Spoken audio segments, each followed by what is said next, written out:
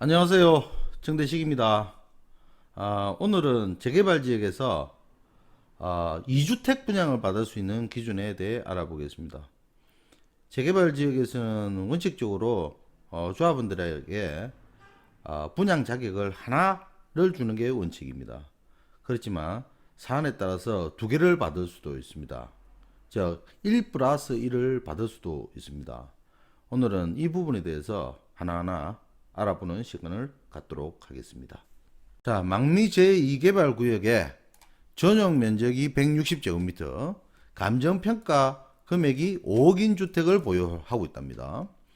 여기에 이제 조합원 분양가는 평당 1,000만 원입니다. 1,000만 원 책정이 됐습니다. 그래서 34평하고 24평의 1 플러스 1 분양이 되는지, 그리고 그 기준은 무엇이고 또 어떤 게 유리합니까? 여기에 대한 질문에 대한 답을 제가 한번 해보겠습니다.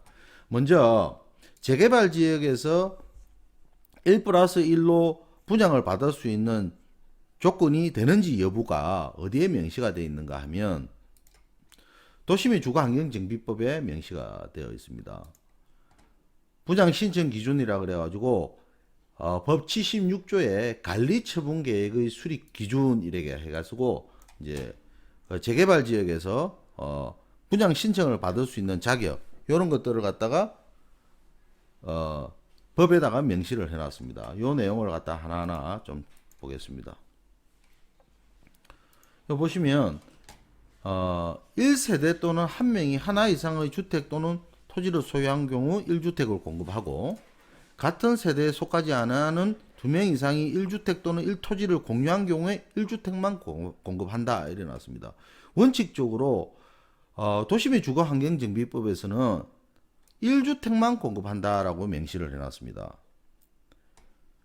그런데 요 6호에도 불구하고 다음 강목의 경우에는 강목의 방법에 따라 주택을 공급할 수 있다라고 해놨습니다. 그래서 여러 가지 내용이 있는데 요 여러 가지 내용 중에서도 또 조례로 또 정하는 바에 따라 주택을 또 공급하는 이런 내용들도 있는데 오늘은 2주택을 받을 수 있는 1 플러스 1을 받을 수 있는 기준을 갖다가 공부하는 시간이기 때문에 별도로 이 내용은 제가 한번 영상을 다시 올리도록 하겠습니다.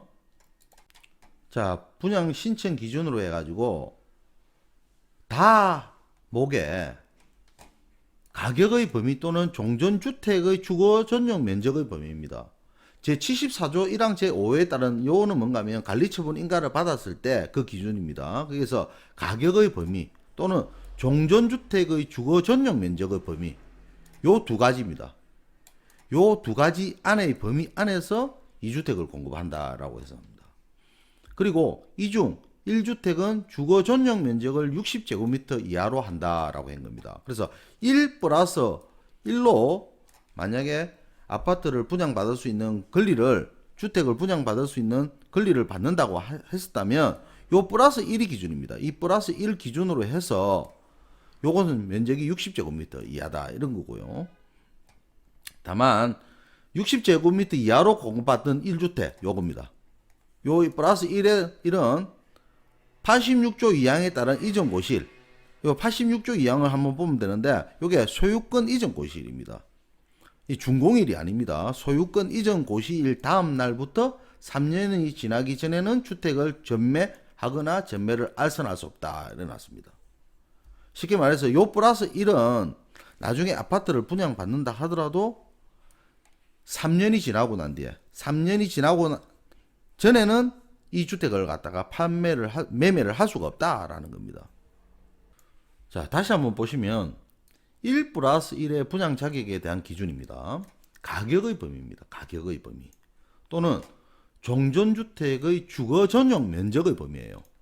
그죠? 요게 큰 원칙이고 2주택 공급 가능 중에서 이중 1주택은 60제곱미터 이하입니다. 60제곱미터를 갖다가 이제 우리가 환산해 보면 보통 24평 또는 25평형이라고 이야기합니다. 그래서 그 건설사마다 다 다르게 부르는데 어쨌든 60제곱미터 이하는 를 기준으로 한다 이렇게 보시면 될 것 같습니다.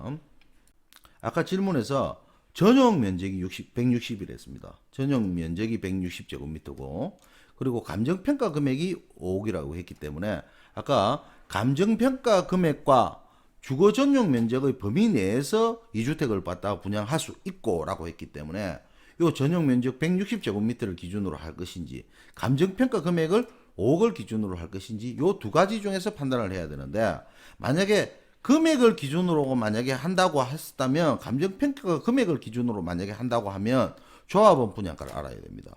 조합원 분양가가 감정평가 금액을 갖다가 기준으로 해서 계산을 하기 때문에 그렇습니다. 그래서 우리가 이해를 돕기 위해서 34평이 보통 84제곱미터입니다. 지금 사실 도량형이 통일이 됐지만 아직까지 저 역시도 마찬가지로 제곱미터보다는 평에 익숙해 있기 때문에 이렇게 환산해서 좀 설명을 해드립니다. 24평을 갖다가 60제곱미터라고 보는 겁니다. 그래서 1 플러스 1을 기준으로 했을 때 요 1 플러스 1이 아까 아무리 했습니까? 60제곱미터입니다. 그러면 얘가 평가 금액과 전용 면적을 기준으로 했을 때 먼저 가격을 보겠습니다. 가격이 5억입니다. 5억. 제가 종전 자산의 평가를 갖다가 5억을 했습니다. 5억을 받았는데 우리가 볼 때 보통 34평과 24평. 그래서 1 플러스 1이 요 플러스 1 받는 기준은 60제곱미터거든요. 그러면 여기에서 우리가 60제곱미터를 받을 수도 있고 또 60제곱미터 이렇게 받을 수도 있겠죠. 그러면 총 다 합해서 120입니다. 120. 만약에 감정평가 금액이 5억인 사람이 이렇게 60 플러스 60으로서 1 플러스 1을 맞는다 그러면 120제곱미터 이상이 되면 되겠죠. 그러면 여기에다가 34평이 84지 않습니까? 84 플러스 60. 그러면 144입니다. 144죠. 그죠? 144입니다. 그런데 얘는 지금 어떻게 됩니까? 120으로 봤을 때도 넘고 그리고 144로도 넘습니다. 그죠? 그럼 감정평가 금액으로 따졌을 때는 실질적으로 만약에 60, 60 하면은 이거는 24평, 24평이기 때문에 48평이 되겠죠. 그러면 조합은 평당 분양가가 1,000만 원이기 때문에 48 곱하기 1,000 하면 4억 8천이겠죠. 그러면 60 플러스 60을 받는다 그러면 얘는 감정평가 금액이 5억이니까 충분히 받을 수가 있는 거죠. 근데 만약에 이렇게 34평하고 24평을 만약에 받는다라고 치면 어떻게 될까요? 34평하고 24평을 받는다 그러면 얘는 총 58평이 되는 겁니다. 58평을 갖다가 만약에 우리가 약식으로 계산을 했을 때 조합원 분양가를 1,000만 원이라 했기 때문에 얘는 5억 8천이 나오는 겁니다. 그럼 5억 8천은 지금 감정평가가 5억이라 했기 때문에 안 되는 겁니다. 그죠? 그렇기 때문에 얘는 어떤 거로 봐야 되는가 하면 전용 면적이 160이기 때문에 160제곱미터이기 때문에 주거 전용 면적의 범위로 해가지고 84 플러스 60제곱미터로 해가지고 144 이걸 받는 겁니다. 제가 이제 이렇게 설명을 드리면 여러분들이 자기가 매수를 하려고 하는 주택이 되든 빌라가 되든 어떤 물건을 어떤 식의 평가 기준으로 볼 것이 유리한지를 판단을 할 수가 있는 거죠. 그럼 이게 여러분들이 보시기에 어느 게 유리합니까? 실질적으로 주택은 1층 단독주택이 단독주택 1층이 있을 수도 있고 2층이 있을 수도 있고 3층이 있을 수도 있습니다. 땅은 적을 수 있지만 자기가 건물을 갖다 건축물을 많이 지어 가지고 전용 면적이 클 수가 있겠죠. 그런 거로 본다 그러면 감정평가 금액은 적게 나오지만 전용 면적은 클 수가 있는 거거든요. 그렇다면 이제 1 플러스 1 주택을 받는다는 그 조건, 다른 조건을 변수를 빼고 난 뒤에 본다면 1 플러스 1을 받는다 그러면 빌라나 공동주택보다는 주택이 낫습니다. 예. 그런 부분을 이제 체크를 한번 해보시면 될 것 같다. 이렇게 보는 겁니다. 그리고 이제 2주택을 공급할 수 있다라고 이제 법에 규정이 되어 있거든요. 2주택을 공급할 수 있다라고 법에 규정이 되어 있는데, 할 수 있다라고 되어 있기 때문에 주어야 한다가 아닙니다. 주어야 한다가 아니기 때문에 공급할 수 있다이기 때문에 조합의 재량이 들어갈 수가 있습니다. 쉽게 말해서 재개발 지역은 조합원들한테 우선적으로 분양을 하고 나머지 물량에 대해서는 일반 분양을 합니다. 일반 분양으로 해서 그동안 조합원 분양을 하고 남는 부분에 대해서 일반 분양을 하기 때문에 비례율이라든지 이런 것들을 갖다 좀 높게 하려고 분양을 많이 해서 이익을 좀 많이 거두기 위해 가지고 조합원들한테 1 플러스 1을 안 주는 경우도 있습니다. 그렇기 때문에 어느 지역이든지 그 조합의 어떤 생각을 가지고 있느냐에 따라서 달라지기 때문에 그 부분은 여러분들이 어느 재개발 지역에 투자를 하든지 그 내용을 한번 체크를 해 보셔야 된다라는 부분입니다. 만약에 1 플러스 1을 분양을 받았는데 그중 플러스 1주택은 전매 제한을 한다 했는데 그것은 어떤 의미입니까? 그것은 1 플러스 1을 갖다가 분양 받아 가지고 소유권 이전 고시일 이전에는 매도하고자 할 때는 플러스 1주택만 따로 매매할 수 없다는 내용입니다. 쉽게 말해서 플러스 60제곱미터를 받았던 요 내용은 소유권 이전 고시일로부터 3년간 전매 금지가 되어 있죠. 그런데 그 이전에는 주택을 따로 팔 수가 없다는 겁니다. 한 주택만. 그래서 얘는 패키지이기 때문에 플러스 1을 받았던 그 부분이 같이 매도가 돼야 된다. 이렇게 보시는 겁니다. 그래서 물론 우리가 보통 1 플러스 1 분양을 하는 그 기준이 보통 조합원 입주권이라고 말하는 게 이제 관리처분 인가일이거든요. 관리처분 인가일 이전부터 부르는 게 이제 조합원 입주권이라 부르고 관리처분 인가일 이전에는 조합원 입주권이라 부르지를 않습니다. 그렇지만 지금 현장에서는 공인중개사도 그렇고 일반 투자자들도 그렇고 그 부분에 대한 기준이 없이 개념이 없이 이렇게 부르다 보니까 조금 혼동을 하실 수가 있는 부분이 있는데 관리처분 인가일 기준으로 이제 정해야 된다 이렇게 보는 거고요. 하여튼 요 소유권 이전 고시일 이후에는 요 플러스 60제곱미터는 3년간 전매가 제한이 됩니다. 그러면 소유권 이전 고시일이 딱 되고 난 뒤에 이걸 갖다가 3년 뒤에 3년이란 기간 뒤에 이제 매도를 할 수가 있는 건데 이 소유권 이전 고시가 빨리 안 되죠.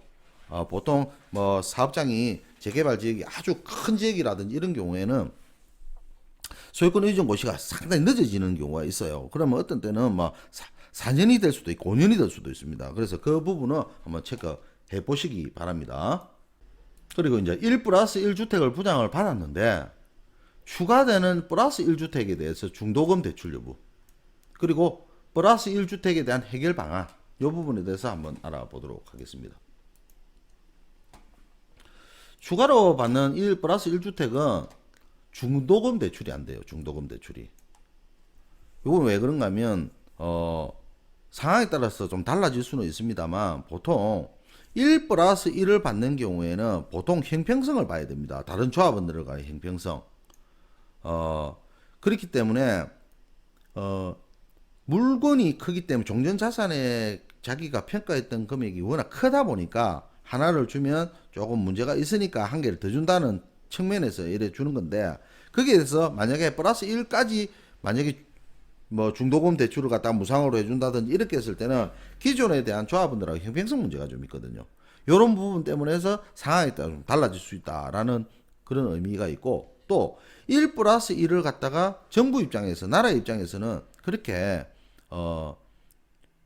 장려를 하지 않는다는 뜻입니다. 쉽게 말해서 투기성을 좀 배제한다는 그런 취지로 해석을 해도 된다라고 보는 겁니다. 그래서 재개발 지역에서 1 플러스 1 분양을 받을 수 있는 기준을 좀 공부를 좀 해봤습니다. 모든 투자는 자기가 아는 것만 보입니다. 쉽게 말해서 아는 것까지 대응을 한다라는 뜻입니다. 알면 이기고 모르면 지는 겁니다. 도움이 되셨다면 구독 부탁드리겠습니다. 다음에도 더욱 알찬 내용 좀 준비해서 찾아뵙도록 하겠습니다. 감사합니다.